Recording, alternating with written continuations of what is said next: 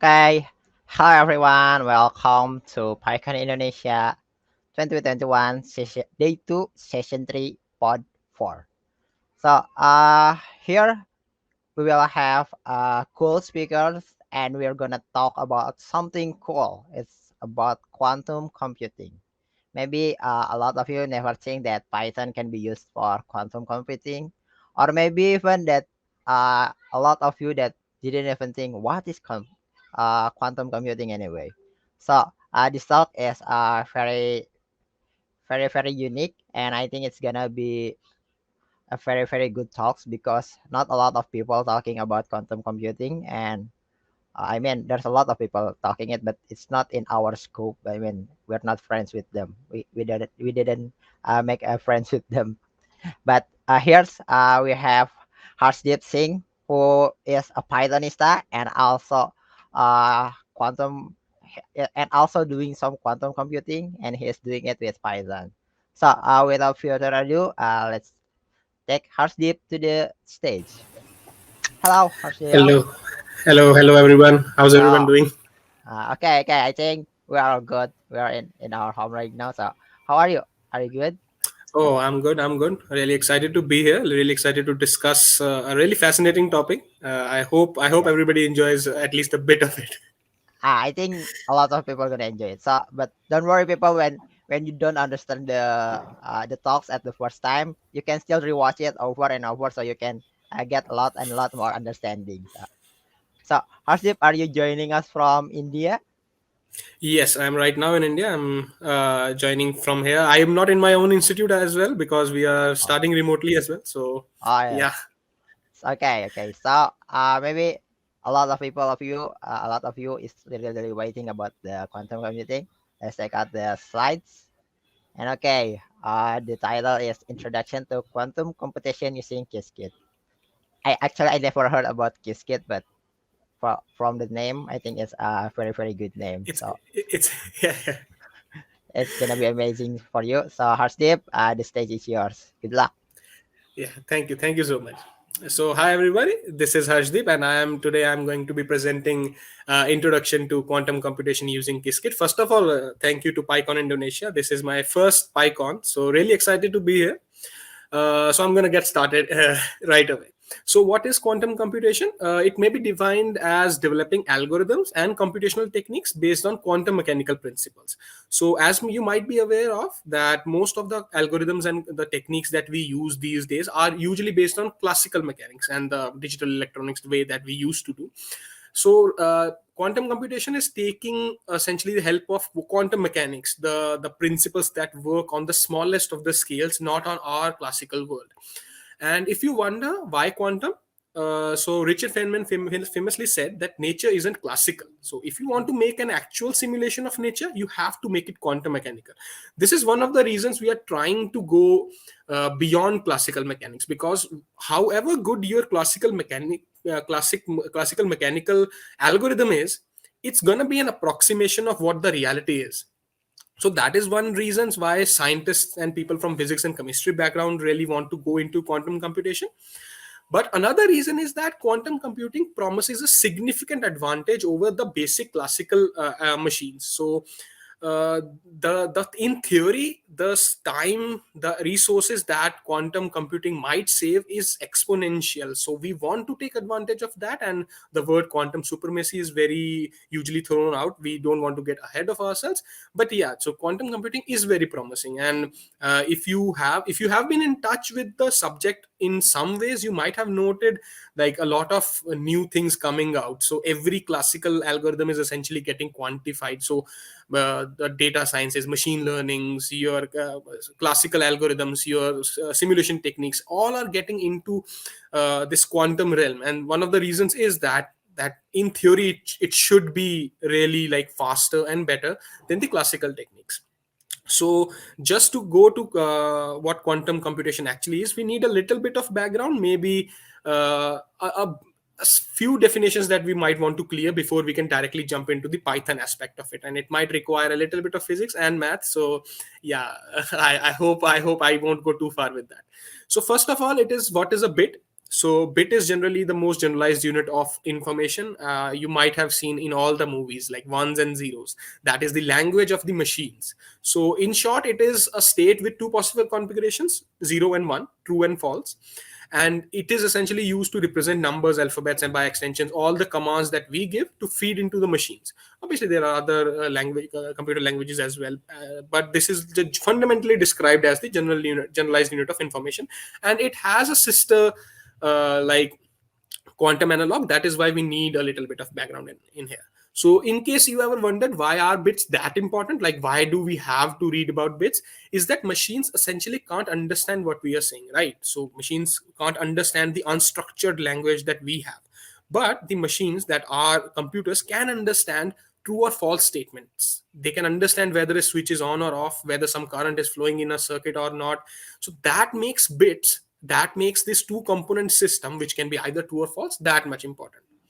So once we are done with bits, we can go into the quantum bits, so known as qubits. So if we describe bit as the fundamental unit of classical information, a qubit is then the fundamental unit of quantum information. And qubit, just like the bits, have two possible states, 0 and 1.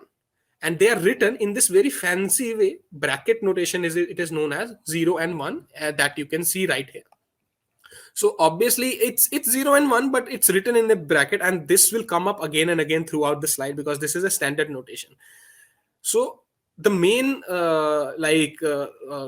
few similarities between bits and qubits is obviously it's two-state system, and the other is that it's a orthogonal. What orthogonality essentially means is that if you have a state right now which is in 0 state, it won't be in 1. So that means if a statement is false, that means it is not true, right? This is something which is very trivial, but it has to be pointed out because again in quantum mechanics it works a little differently. So orthogonality essentially means that if a statement is false, if a state is in 0 state, it will not be true, and it will not be in the 1 state. So if it is 0, it's not 1. If it is 1, it's not 0. That is like a trivial statement, but had to be pointed out. The difference, however, what separates quantum mechanics and quantum bit from a logical bit is that qubits can also exist in superposition of these two available states. That is where we require a little bit of physics. So what superposition is that not only you can exist in 0 and 1 state, you can exist in a state somewhere between these two states. So not only you have statements like true or false, you have statements which are in between these 0 and false, right? So in quantum mechanics, in quantum superposition is usually defined as the property of quantum systems to be in multiple states at the same time. This particular definition is a little bit controversial, I'll say. I don't think that's a correct word, but people don't really like it's a disputed definition, but I'll go with it because it's much more easier to explain. So for a quantum system, not only you have these two states, but all the other linear combinations. So any state can exist in either 0 or 1, or a product of both of these states. So alpha into 0 plus beta into 1. So this is also a possible state in quantum computation, which does not exist in a classical state. So in classical system, bits can either be true or false. In quantum computation, they can be this product in this product form. And what these alpha and beta decide is the probabilities of getting the state 0 and 1. I'll try to explain that as much as I can with an example. So any quantum state that can be written in this form is essentially a coin spinning in the air. And what we can do is we can catch this coin and look at it. This process is known as measurement. So right now, let us say this state is a spinning coin. So obviously, once we catch it, it's either going to be heads or tails, right? It's either going to be 0 or 1. These alpha and beta tell us in which frequency we will get alpha, 0 or 1. That means this alpha and beta determine what's the probability of getting a 0 or a 1. Just again to make a little bit, because this particular concept is one of the major concepts in quantum computation, in quantum mechanics. That is why I want to spend a little more time explaining that. So let us say we have a state in this form. In this case, alpha is 1 by root 2 and beta is 1 by root 2. So alpha square becomes 0.5 and beta square becomes 0.5. So again, if this state was a coin and if you would catch it, there is a 50% chance you will get a 0 and 50% chance you will get a 1. So if you have 1,000 coins like that, you will, and you caught every one of them and have a measurement, you will 500 of them you will get a heads, 500 of them you will get a tails. So 0 and 1. So another example that I want to mention here is this example in which the alpha is 0.8 and the beta is 0.6. So in this case, alpha square becomes 0.64 and beta square becomes 0.36. So in this case, if you have 1,000 states like that, 640 of them will turn out to be 0 and 360 of them will turn out to be 1. Again, this might be something since this is something which is not at all relevant in the classical world, we usually don't come across this, so this might be a little hard to get into. So I would like, if somebody wants to get into quantum computation or quantum mechanics in general, I would really like encourage you to pick up a standard physics book of wave mechanics, which is essentially like in wave nature, the superposition principle already existed, we didn't have to go there in quantum mechanics particularly. But yeah, I would really encourage you to read a little bit more on that, or just do this basic calculation. I think once you get comfortable in that, the rest over part becomes a little easier to handle. So the next is the formulation. So we need a mathematical formulation to represent our qubits, to represent our states, to represent how the operations would look like. So right now, what we know about qubits is that it's a two-state system which are orthogonal to each other. So what we can do is we can write them in terms of a matrix which we can give it in this form. So 0 can be written as 1 0 and 1 can be written as 0 1. This is more or less all the like mathematics that you need to understand the one qubit system. So once we have this notation, the general state, the superposition general state, can be written as alpha 0 plus beta 1. So alpha into 1 0 plus beta into 0 1, that becomes alpha beta. This particular notation makes it quite easy to represent a qubit system, because the square of the first term essentially gives you the probability of being in the state 0, and the square of the second terms give you the probability of being in the state 1. Hence it's a very tight, it's a very like compact representation. You don't have to write terms separately. And yeah, so in case anybody is interested, there is another representation which is more geometrical and gives you a more intuition about how the operations actually look like. That is a block sphere representation, but that becomes very cumbersome as the number of qubits increase. So I'll still prefer you to go with matrix notation, because it's much easier to handle and the mathematics is quite simpler as compared to block sphere representation. So the next part that we have is multiple qubits. So for example, in your system, if you have more than one qubits, as we know, like bits usually work in like millions and billions of bits in a single system, but qubits usually are not that, we don't have that much resource right now. So we might have a few qubits, and generally when you have more than two qubits, they are written in this way. This symbol is known as a tensor product. We don't need the tensor product. I'll show a little trick how to find the final state, but we can simply write them as in a much compact form. If the two states are given, if the two states are in 0 0, you can simply write it them as 0 0. So first qubit is in the 0 state, the second qubit is in the 0 state, like that. So a general two qubit system will have four possible outcomes: 0 0, 0 1, 1 0, and 1 1, which is like all the combinations of zeros and ones. So in matrix formulation, this becomes, so now I'll show you how to do the tensor product very simply. So let us say you had two states that were both in the 0 0 form. So obviously it's 1 0 and 1 0 that we have already discussed before. So you take the first element, multiply it with the first element, that will give you the first element of the two qubit system. You take the first element, multiply it with the second element of the second qubit, that will give you the second element. Then the second multiplied by these two, this will give you the final two. So in this case, you can have that.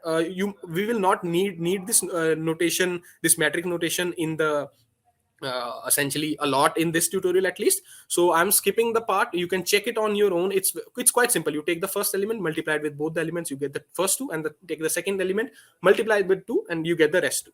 In this similar way, you can get all the four possibilities, and this is how the two qubit system looks like. Next, we have quantum operations. So for example, now you have the quantum qubits with you. Now you want to perform operations on them, you want to manipulate them, you want to maybe calculate some physical quantity, you might want to feed some data. So that is usually done in a matrix by quantum operators. So generally written in terms of a matrix. So like for example this, so if this matrix, and you can see if it is applied on the 0 qubit, it will return you a +1, if it is applied on one qubit, it will return you -1. So this is how usually operations look like. We will come more to this when we are looking into more practical examples. This was just a dummy examples of essentially what quantum operations in matrix notations look like. So next is the first quantum circuit. So let us move towards the actual Python part. I know that the physics and the math might be a lot to take in like 10 minutes, but it's kind of necessary because it becomes easier to understand the later the Python part. But Python part is essentially a bunch of commands. Like to appreciate the beauty of the subjects, we have to like understand a little bit of the physics and mathematics behind it. So I hope it wasn't. I guess it is too fast, but I hope it wasn't like completely a brainwash at that point. So with this information, we are ready to build our first quantum circuit with Qiskit. So first of all, you installation commands, and then you import these libraries. So what these libraries individually mean, I'll come to that in just a bit. So the different components of a quantum circuit are as follows. So first of all, we have qubits. So the command that you use to have these qubits is known as quantum register, and then you mention the number of qubits that you want in your circuit. So quantum register and then the number of qubits. Then, since I have already told you that measurements is a big part in quantum computation, so you have a system that can be either in 0 or 1. Once you measure it, you have to store what the result that you have got. So essentially, you need to have a notebook with you that you can see. Okay, when I did this measurement, this is the result that I got. That that particular measurement is handled by the classical bits. So essentially, a classical register and the number of registers that you want. So that is usually considered equal to the number of qubits. So once you have that, then we have operations. So operations, how can you do that? So circuit dot the name of the operation and on which qubit the operation is applied. And once you have that, the final thing is measurement.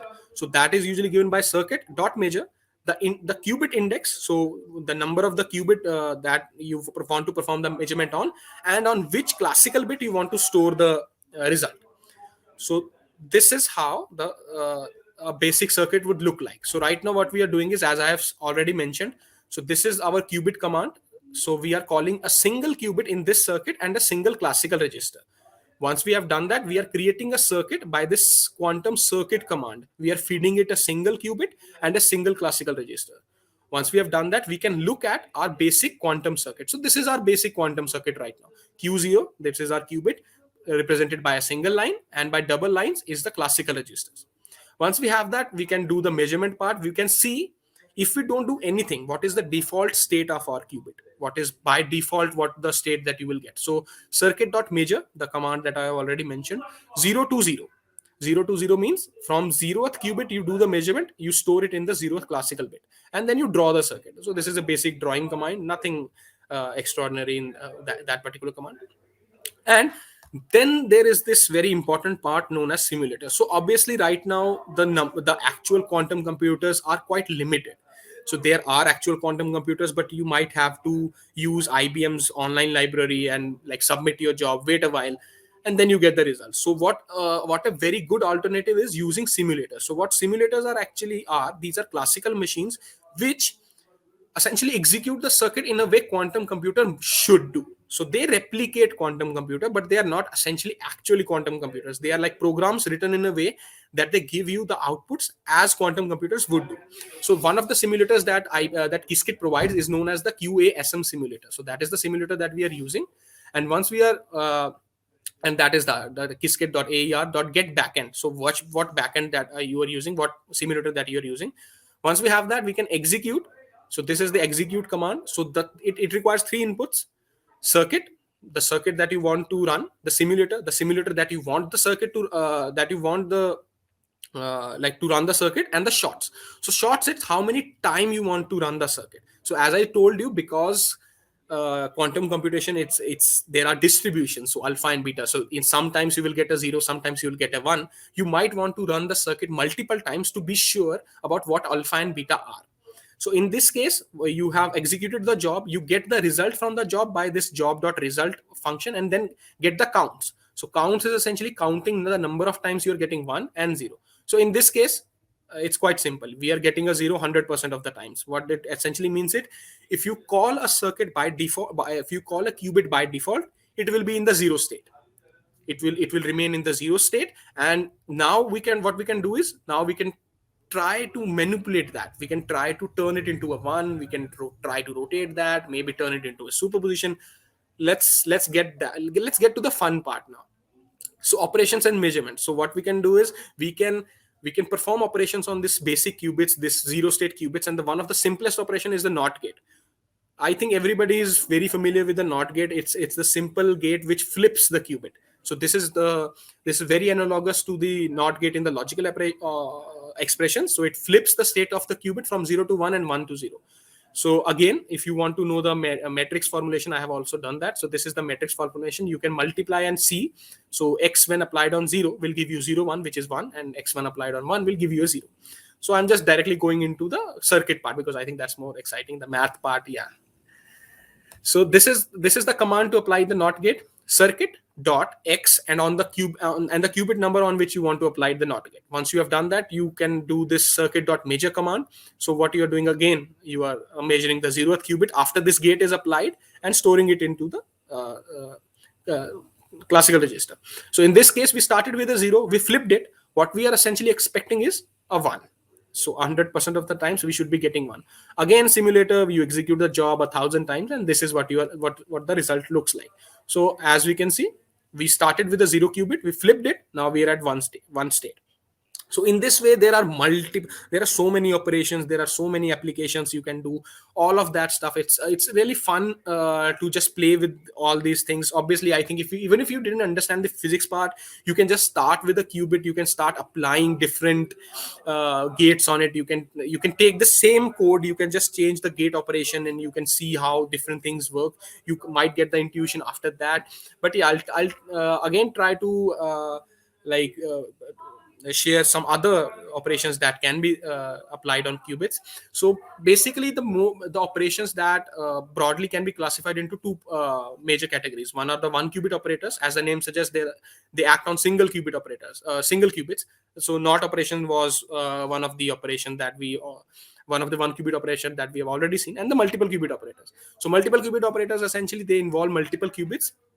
And yeah, and there so again, there are these common features of all the quantum operators, which is a very mathematical definition. So yeah, I am not since they don't essentially matter for this scope of the talk, I am skipping past that. But yeah, if you are from that background, I would love to have a discussion for you among these properties. So they are Hermitian, they are unitary, and they are reversible.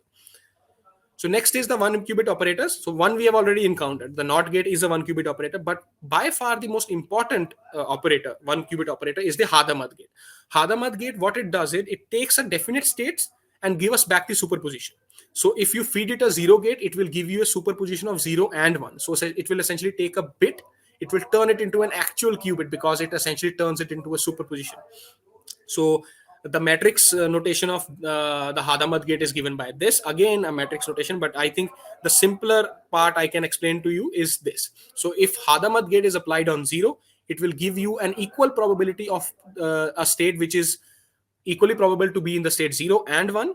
And if it acts on 1, it is again 0 and 1. This minus doesn't play a huge role because you square it. So if alpha is minus root by 2, you will square it, it is again 1 by root 2 only, 1 by 2 only. So the minus doesn't play a big role in our operations, but this is what Hadamard gate does. It takes a single state and it turns it into a superposition. That is why it's very important, because almost all the applications of quantum like quantum computation require you to have superposition states. Once we have done that, we can actually execute I think we can actually execute that in Qiskit, and then it might be more clear. I don't know, but yeah, let us do that. So a very easier way to construct a quantum circuit is that rather than going from classical register, quantum register, and then feeding to a circuit, you can directly have this command quantum circuit and then specify the number of qubits and the classical registers that you want. So in this case, we are having a quantum circuit with one qubit and one classical register. We have made this circuit. Now we are adding a Hadamard gate. So circuit 2 dot H. H stands for Hadamard gate, and add the 0th qubit, and then we are doing the measurement. So as you can see, the H, so a qubit starts from 0 state, H applied, and then we are doing the measurement. So again, calling the simulator, executing the circuit, getting the results. And as you can see, after 1,000 of these measurements, you are getting 0 50% of the time and 1 50% of the times. So see what we have done. So first, the the default state was a 0. So if you were measuring the circuit 1,000 times, you were getting a 0. It wasn't changing. Then we applied a NOT gate, apparently. Then we flipped the qubit. Then we got a 1 100% of the times. Then we apply this Hadamard gate. Then we are doing measurements, and essentially sometimes we are getting a 0, sometimes we are getting a 1. This is superposition in a nutshell. So essentially there is an uncertainty. You are not sure what result you will be getting. That is why we have to do these results multiple times to get this distribution. Once we have done that, again I'm going a little faster, but I guess you get the jinx of it. You get this is the heart of quantum mechanics, quantum computation, essentially, that there is no definite answer that you can get in certain cases. And that is what makes it so exciting as well, because this gives us opportunity to do so much more than just the classical machines. So next is the multiple qubit operators. So in this case, the number of qubits is much more. So the operations is done on more than one qubits. So the simplest example that I can think of is the the control operations. So what controlled operations are is that some qubits will act as control qubits, and some qubits will act as the target qubits. So only when these control qubits are in a certain state is that the target qubit will be altered. So I'll give an example, very simple example, a C not gate. So in this case, the not operation, so flipping operation, will only be applied on the target qubit if the control qubit is in the state 1. So what it looks like, so again, this is mathematics, I'm trying to skip it down, so I'll just show you the final results, like what essentially happens. So let us say you had a state and you applied C not gate in that. So the first qubit in this case is the control qubit, and the second qubit is the target qubit. Since the first qubit is in the state 0, the final state will remain 0 0. In this case also, the first is 0, so the state won't change. In this case, the first qubit is in the state 1. Then the second qubit will then be flipped, because that is what the NOT gate will do to the second qubit. So it becomes 1 1. And in this case also, the first qubit is 1. Therefore, the second gate will be flipped. So you can treat it as like a parent, essentially. So if a parent says you can do something, the children will do it. So the C not operation, this is the essence of a C not operation. So only when there is a certain permission by a certain qubit, the operation will be carried out on some other qubit. So we can execute this one also in a quantum circuit. Now we are moving to a 2-qubit circuit. Exciting times. So in this case, as we can see, there are 2 qubits and 2 classical registers. So quantum circuit 2 2. We are adding a C not gate from 0 to 1. So 0 in this case is the control bit, and 1 is the target bit. So as you can see in this case, 0 is the control, is essentially the control qubit, and this is the not qubit. Then we are doing a measurement from 0 to storing at the 0 classical register, and 1 to the 1 classical register. So in this case, as I've already told you, the default state is 0. So right now the qubit state is 0 0. So, and we are applying a C not gate on that. So as I've told you, since the first gate is 0, the second will remain 0. So what we are expecting is that the final output should be a 0 0. And again, we execute the circuit, we get the result, we get the counts, and as you can see, we are getting a 0 0. Now we'll try to see if it actually works in practice. If we turn the first qubit to 1, will it flip the second qubit as well? So let us say we have this circuit. In this circuit, obviously the circuit is 2 2. So the first now we are flipping the first qubit, and we have a circuit. Then we have a C not gate. So essentially, what is going on is that first qubit, which was in the 0 state, now is flipped into 1 state. It's 1, so therefore this qubit should also be flipped. So it started with 0 0, then it went to 1 0. Now we are expecting the output to be 1 1, and as you can see, the final output is 1 1 100% of the times. So you get a taste of it, what control qubit actually controlled operations actually do. So some qubits control whether the operation would be carried out or not. Again, there is so much opportunity. You can take the code, you can take like 5 qubits, apply C naught in like different portions, and try to play with it. I think that will give you a more hands-on approach to the basic, like how operations look like and whatnot.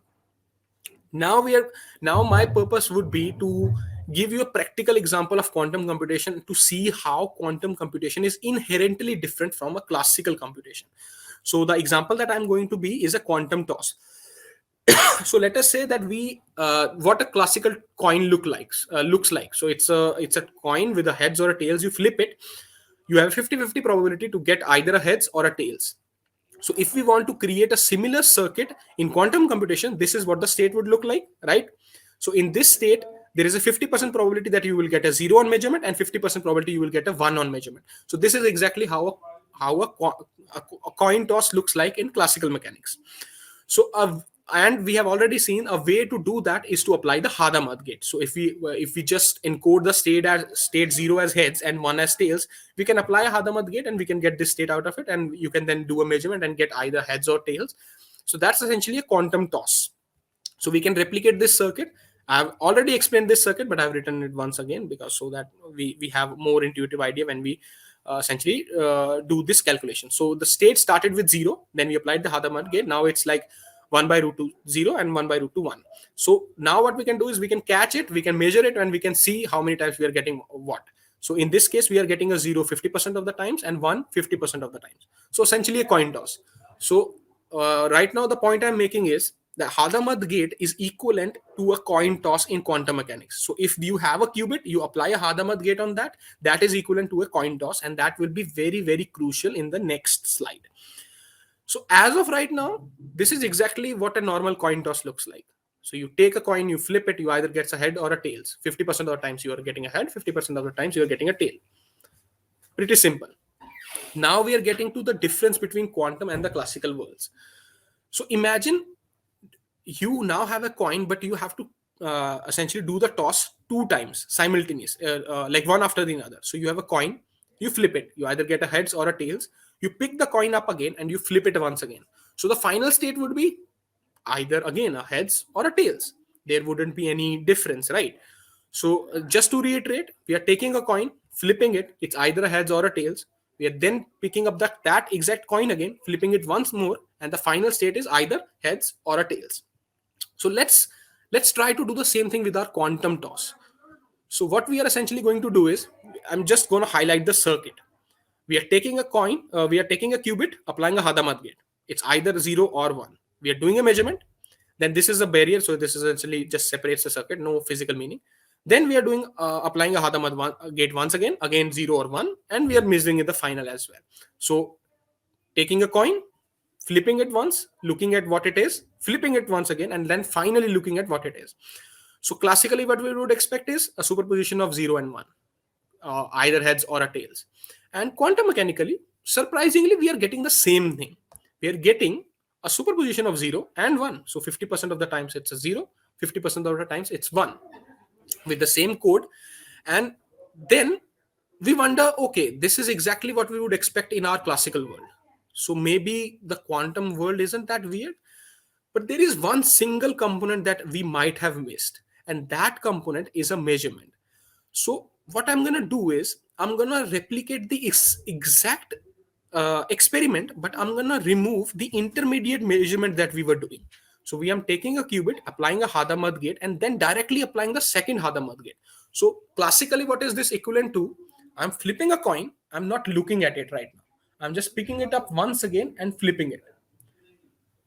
In classical world, the final result is again either heads or a tails, right? I hope you are with me on this one because this will be crucial. You pick a coin, you flip it. It lands either on a heads or a tails. You don't look at it right now. You just, without looking, you pick it up again and flip it once again. The final state will be either a 0 or a 1, either a heads or a tails, right?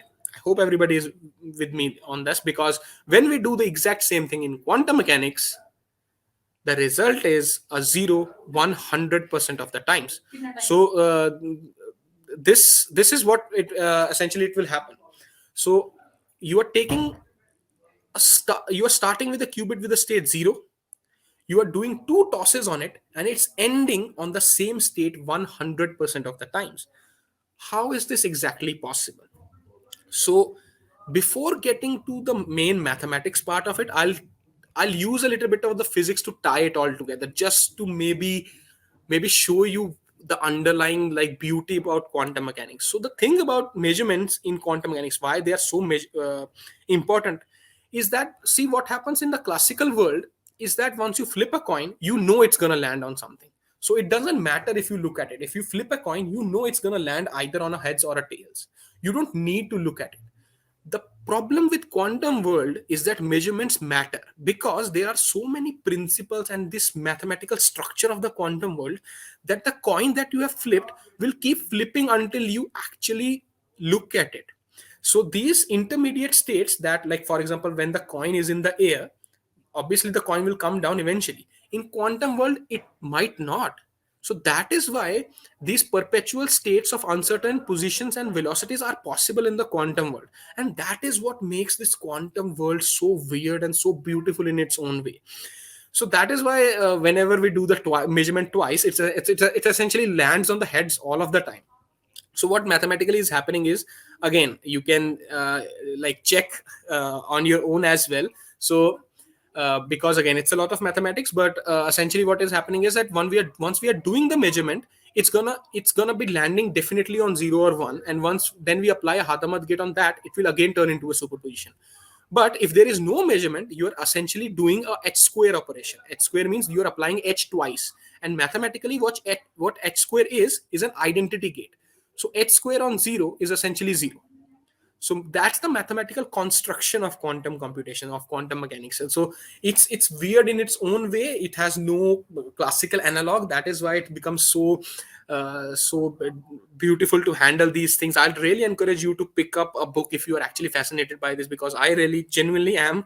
And really there is so much underlying beautiful physics behind it. And I do not have a lot of time, but I would touch upon two very fascinating examples of quantum mechanics that would really, like, if that encompasses why quantum computation is so much different from classical computation. So first is the quantum entanglement. So again, going with the coins, so let us say you have two coins in your hands. You flip both of them, you are gonna get heads or tails in this coin, heads or tails in this coin, right? There is no correlation between these two like coins. There is no though interdependencies in these two like measurements, right? Einstein famously told quantum entanglement as the spooky action at a distance. So what it means is that the property in which quantum states can have influence over each other. So essentially, this coin that I am tossing can have influence on what the result of this toss will be. So this is again a very fascinating example.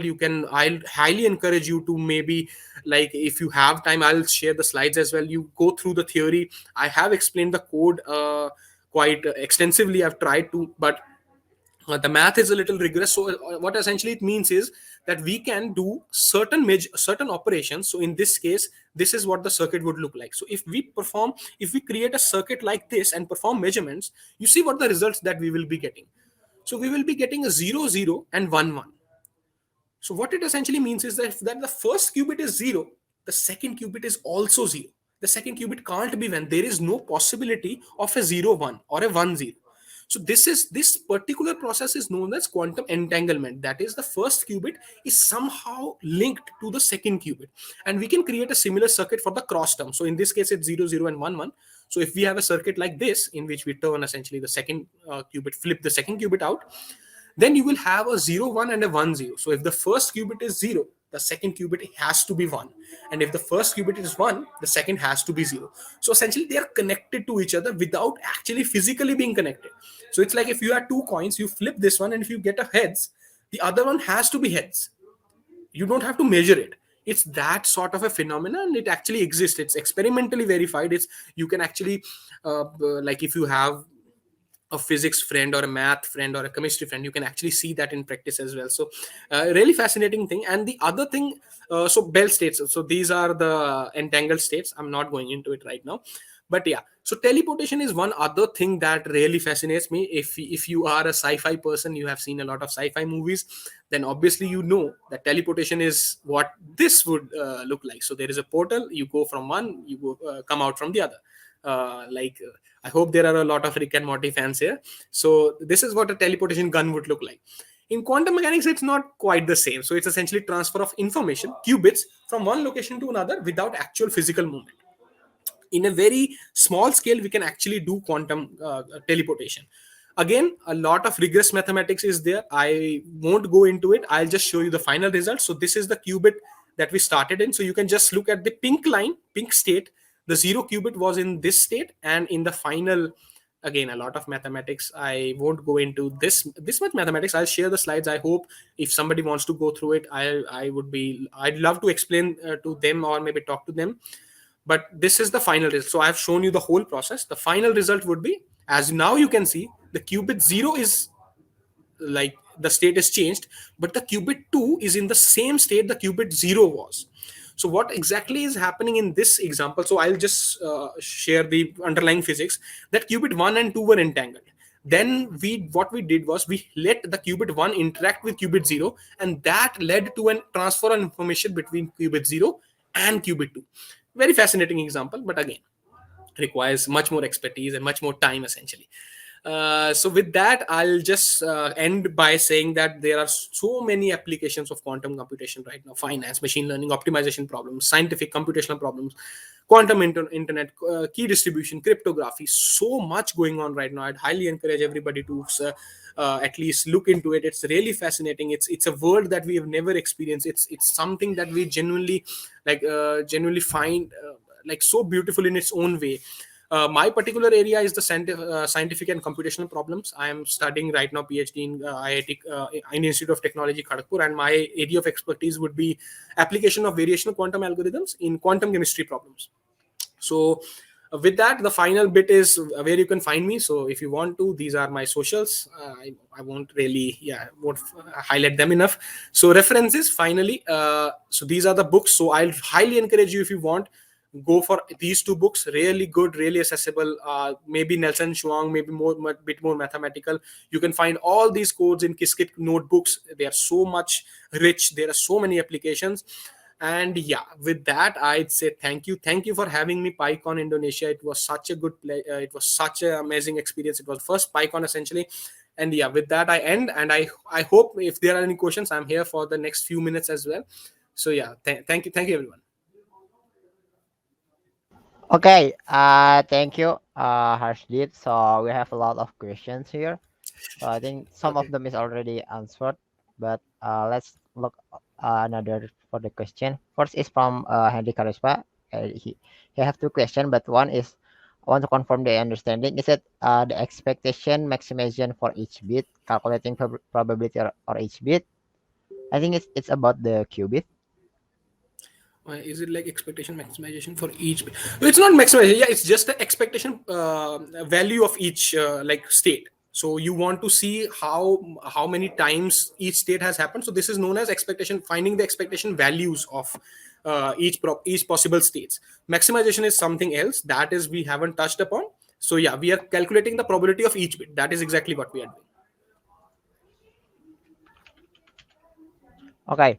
So the other question is the second question is this, and it will need a lot of computation resource. Could you describe the form of quantum computer? Maybe how it looks like? Yeah. So hardware, so there are multiple ways you can build a quantum computer. So the thing about quantum computation is we don't need as much resource as we might need for a classical computer. So bits, as you know, they are essentially you require millions and billions of bits. Even if we have like 1,000 or 10,000 qubits, that would be a fully functional quantum computer. So in quantum computation, what essentially qubits are made of are there are multiple ways. So one, you can do it with photons. So if you have worked with if you know a little bit of optics, you can see. So this actually, the wave nature is quite similar to the quantum nature. So you can work with photons. So photons, you have polaroids and polarizations. You can turn them, then you can form these states, and that is something that is done. Semiconductors, so you can essentially use nuclear spin resonance and these things. So these hardwares, they are quite difficult to essentially, it needs a computational resource, but it can be done. So recently just IBM has released their Eagle quantum computer, 127 qubits. You are functioning on 127 123 or 127 qubits already. So it can be it can be done obviously. So it's quite like the form is essentially very like physically dense. Obviously it's hard to describe, but yeah, if you are in physics or like chemistry background, so using spins or using photons is one of the things that, yeah, you can get it easily. Okay. Uh there's also some question from Doi. Thanks for the talks and insight. And the question is there a current implementation in real world? I think you have mentioned it earlier. So there's a lot of time on your last slide, I think. And then the next question is the real one. Is there a GitHub repo that use the quantum computing using Python? There are so the final that I linked the Qiskit textbooks. There are GitHub repos, and you can actually see all the algorithms Okay, that you can find. So I'll just go to that. go to the last slide maybe. Yeah. Uh, So in this, the Qiskit textbooks that they are available. So these Qiskit textbooks, you can actually find the GitHub repos in that, and there are so all the algorithms that you in theory read, there are actual like quantum computing like circuits are there in that. So you can find that a lot of GitHub Okay. repos right now, loads of work being done there. Okay. So about the GitHub repo, I think because we are out of time because it's one more question, Okay. I think. Wait a Yeah, minute. sure. This is the last question. Okay. Wait a minute. Uh, Question from Intan.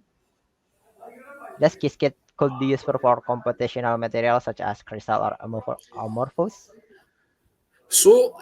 I think it can be. I don't think it can be like crystals require way many atoms, but for basic molecules, yes, because that is my work. That is essentially my work. So we can Oh, simulate basic molecules like hydrogen, water.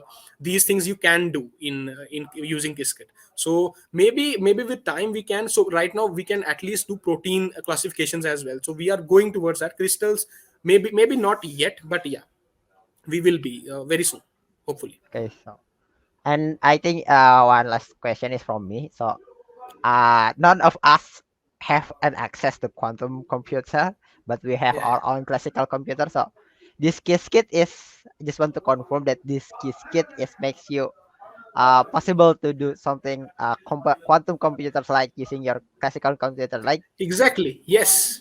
so Just in using your the GitHub Jupyter, repo. normal Jupyter. Yeah, yeah. So that's Yeah. amazing. So if you are looking for research about quantum computing, you don't have to uh I think take much money or I don't Yeah, think it's absolutely not. everyone.